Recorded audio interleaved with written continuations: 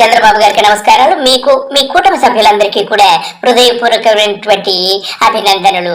చక్కటి మెజార్టీ తెచ్చుకున్నారు. సరే, ఇక మీరు ముఖ్యమంత్రిగా పదవి చేపట్టి ఏం చేయాలనుకుంటున్నారు? ప్రజలకి మీరు ఎలా గెలిచారనేది అప్రస్తుతము.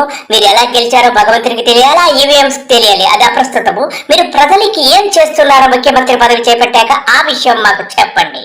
కడాన మీరు మిజరబుల్ డిఫీట్ ఉంటుంది. ఇతనికి డిఫీట్ కాదు, మిజరబుల్ ట్రీట్మెంట్ ఉంటుంది.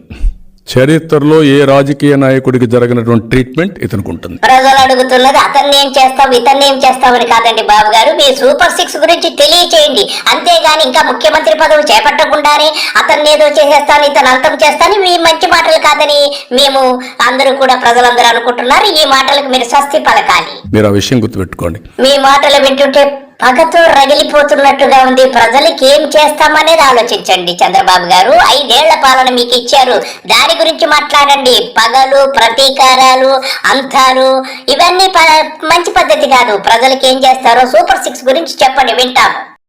అతిగా ప్రవర్తించిన ఏ వ్యక్తి అయినా సరే కడాన జరిగేది జరుగుతుంది. మీరన్నది అక్షర సత్యము. అతిగా ప్రవర్తించిన ఏ వ్యక్తి అయినా సరే వాడికి సరైన ట్రీట్మెంట్ జరిగి తీరుతుంది. అది మనకు చెప్పాల్సిన అవసరం లేదు. దాన్ని మీరు కక్షగా పెట్టుకొని దీన్ని ఇప్పుడు ఉదహరించడం అనేది సరైన సమయం కాదు.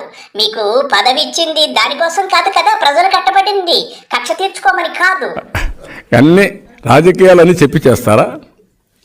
ఏది ఎప్పుడు చేయాలి, ఎవరికి చెప్పాలి, ఏంటి అవన్నీ ఉంటాయి కదా. అంటే ఎవరికి చెప్పకుండా మనుషులను అంతం చేయాలనుకుంటున్నారనే భావం వచ్చేటట్లుగా మాట్లాడటము ఇది చాలా హాస్యాస్పదంగా ఉంది.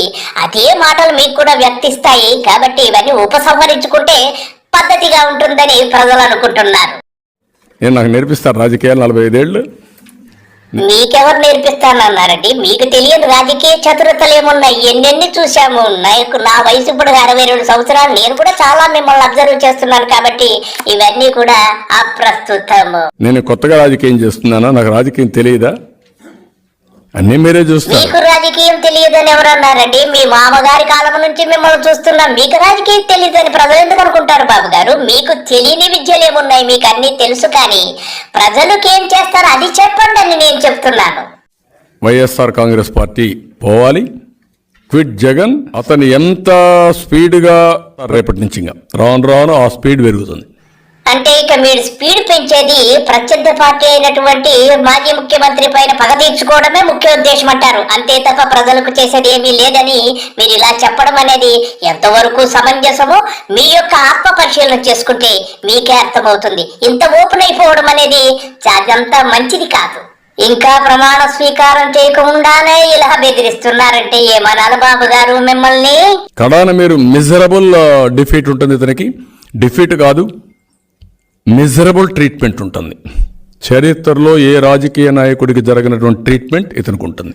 మీరు చెప్పే మాటలు వింటుంటే న్యాయస్థానాలు లేవు, చట్టాలు లేవు, అన్ని నేనే అన్నట్లుగా నిరంకుశంగా మాట్లాడుతున్నట్టుంది. ప్రతి దానికి ఎవడు తప్పు చేసినా వాడు శిక్ష అనుభవించాల్సిందే. అది మాజీ ముఖ్యమంత్రి అయినా సరే, మీరైనా సరే. చట్టాలు ఉన్నాయి, వాటినన్నిటికీ లోబడి మాట్లాడటము మంచి పద్ధతి. పవన్ కళ్యాణ్ గారికి నమస్కారాలు. మీరు గెలిచినందుకు చాలా సంతోషం. అలాగే 21 మంది సభ్యులకు కూడా నా యొక్క అభినందనలు. అలాగే మీరు కూటమికి చేసినటువంటి సేవ అది వర్ణనాతీతము. మీ సేవల వల్లే కూటమి అధికారంలోకి వచ్చిందని నేను ప్రగాఢముగా నమ్ముతున్నాను. చారిత్రాత్మకమైన తీర్పిచ్చిన రోజు.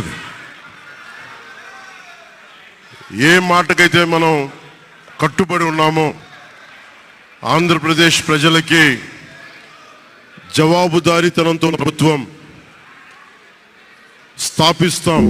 పవన్ కళ్యాణ్ గారు, మీరు చెప్తున్న జవాబుదారీతనమైనటువంటి మాట చాలా చక్కగా ఉంది. అటువంటి ప్రభుత్వాన్ని స్థాపించాలని మేము కూడా ప్రజలందరూ కూడా మనసారా కోరుకుంటున్నారు. పవన్ గారు, ఏ మాట మీద మనం చెప్పామో కూటమి ప్రభుత్వం ఆ మాటను నిలబెట్టుకుంటుంది. చాలా పరిపక్వతతో మాట్లాడుతున్నారు పవన్ గారు. మీరు చెప్పిన మాటలకి, మీరు ఇచ్చిన వాగ్దానాలకి అన్ని నిలబెట్టుకుంటామని చెప్పడము చాలా అభినందనీయము. మీకు నా యొక్క హృదయపూర్వకమైనటువంటి అభినందనలు. జనసేన పార్టీ ఆఫీస్ కేంద్ర కార్యాలయం నుంచి, ఈ వేదిక నుంచి ఒకటే చెప్తా ఉన్నాను మీ అందరికీ. వైసీపీ వైఎస్ జగన్ గారు కానీ వారు మన వ్యక్తిగతంగా నాకు శత్రువులు కాదు. ప్రజాస్వామ్యానికి ఓడిపోయారు కదా అని చెప్పి జనసేన నాయకులుగా గుర్తుపెట్టుకోవాల్సింది. ఇది కక్ష సాధింపు సమయాలు కాదు. 5 కోట్ల మంది ప్రజల కోసం పనిచేసే సమయం ఇది. 5 కోట్ల మంది పైచులకు.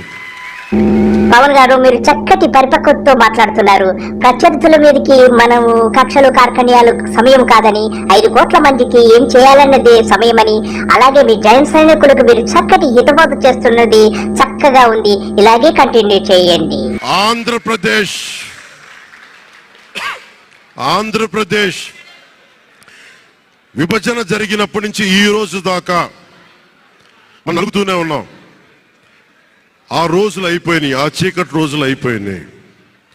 ప్రతి ఒక్కరం బాధ్యతతోటి భవిష్యత్తు తరాల కోసం బాధ్యతని భుజాల మీద వేసుకొని చాలా బాధ్యతాయుతంగా జవాబుదారీతనంతో కూడిన రాజకీయ ప్రభుత్వం, రాజకీయ మనకి ఆలోచన విధానం ఉంటుంది. మీరు మాట్లాడుతున్నటువంటి మాటలు వింటుంటే చాలా ముచ్చటేస్తుంది. మీరు చెప్పే ప్రతి పలుకు కూడా అక్షర సత్యము. అలాగే మన రాష్ట్రం ఏం కోల్పోయామో వాటినన్నిటినీ కూడా మనము పొందడానికి మీ కుటుంబ సభ్యులందరూ కూడా మీలాగే కృషి చేయాలని మనసారా కోరుకుంటున్నాను. ఏం మాట్లాడాలి ఈ రోజున అనుకుంటా ఉన్నాను. నా జీవితంలో ఎప్పటిదాకా విజయం తెలియదు నాకు. పవన్ గారు, మీకు విజయం ఆలస్యంగా వచ్చినా గానీ చాలా ఆనందాన్ని ఇచ్చేటువంటి విజయాన్ని మీరు పొందారు. కాబట్టి మీరు చక్కగా మాట్లాడుతున్నారు. మీ పరిపక్వతకు నాకు చాలా ముచ్చటేస్తుంది.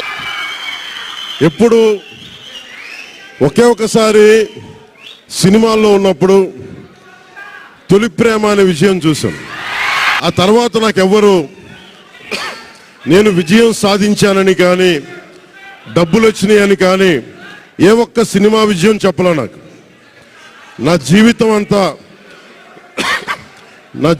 అంతా ఎప్పుడు కూడా దెబ్బలు తింటానో, మాటలు పడతానో, తిట్టించుకుంటానో. నేను ఎంత ఎదిగా నాకే తెలియదు. మీ గుండెల్లో ఈ రోజు నన్ను తీసుకొచ్చి 21 గెలిచే వరకు నాకే తెలియదు. పవన్ కళ్యాణ్ గారు, నిజంగా చెబుతున్నాను నా హృదయపూర్వకంగా, మీరు చాలా ఎదిగారు, మీరు చాలా పరిపక్వత పొందారని మీ మాటల్లో నాకు అర్థమవుతుంది. మీరు మాత్రం ఇలాగే కంటిన్యూ చేయండి. అందరూ శ్రేయస్సు కోరుకుంటూ చక్కగా పరిపాలన సాగిస్తూ అనేక మన్ననలు పొందాలని మనసారా కోరుకుంటున్నాను. బాయ్.